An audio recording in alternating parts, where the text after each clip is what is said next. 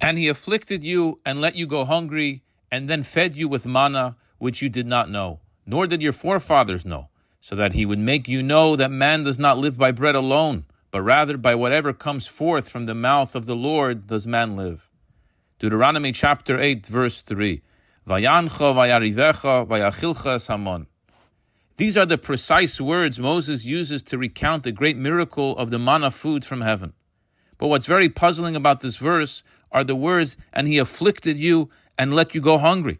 Why would Moses say that? It sounds terrible. Almost sounds like this was deliberate. Why would God do this to us? When examining the manna food from heaven, we find something very strange and unique. The purpose of the manna food was to provide sustenance for the Jewish people in the desert. Yet, the manna never lasted overnight. It had less than a 24-hour shelf life. It fell in the morning and would spoil at night. If one didn't finish their portion, or if one tried to save a little for the next day, they found it inedible. God made this system where for 40 years we could not save any food. Imagine in your home, if you had no cabinet with food, no refrigerator and no freezer.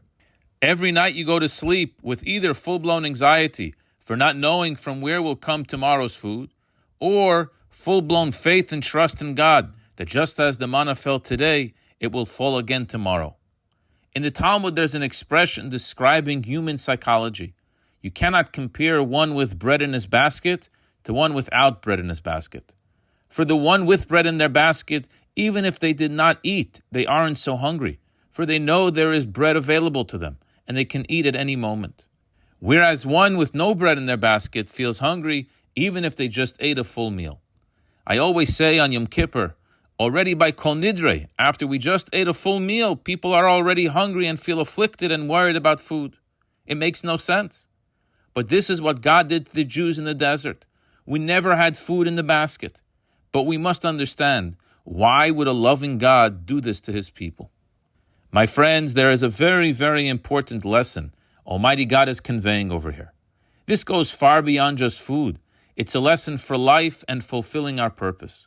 And that is that conventionally we think of hunger as a negative, but in actuality it's a big blessing. For we need hunger to create a drive within us to go out and conquer the world. To achieve greatness, you have to be hungry for it. Absent hunger, mankind would never be able to reach our full potential. Animals become more aggressive when they're hungry, and humans are no different. Raw hunger drives us to action, whether it's seeking food, knowledge, or fulfillment. Recognizing this hunger as a positive force allows us to channel it constructively. When we are hungry for spiritual growth, we become more driven, passionate, and purposeful. If we are starving for a relationship with Almighty God, that's awesome. And this is what Moses was sharing with the Jewish people. The lack of spiritual bread in our basket was indeed deliberate and purposeful. It was a blessing to activate our inner powers, to drive us to unprecedented spiritual levels. Similarly, you and I cannot become complacent. We must be hungry. When we yearn for a deeper relationship with God, we engage in prayer, we study, and we do acts of kindness. It's from this hunger that greatness emerges.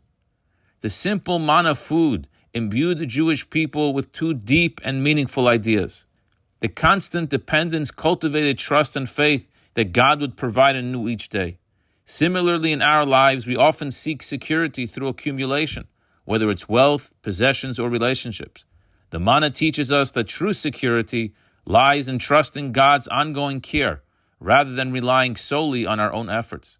And secondly, hunger is typically seen as a negative sensation, but the manna reframes it.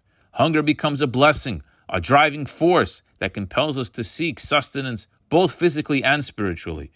Just as physical hunger motivates us to eat, spiritual hunger propels us toward growth, learning, and connection with the divine.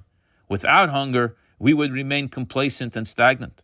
Now we can understand what Moses was conveying with the words, and he afflicted you and let you go hungry, and then he fed you with manna. These are two distinct blessings embedded in the manna that are to be taken with the next generation of Jews into the land of Israel, where there would not be manna from heaven. Now that it's time to begin preparing for the tough world and road ahead, says Moses to the Jewish people, remember these lessons from the manna and you will be blessed. I wish you a good Shabbos.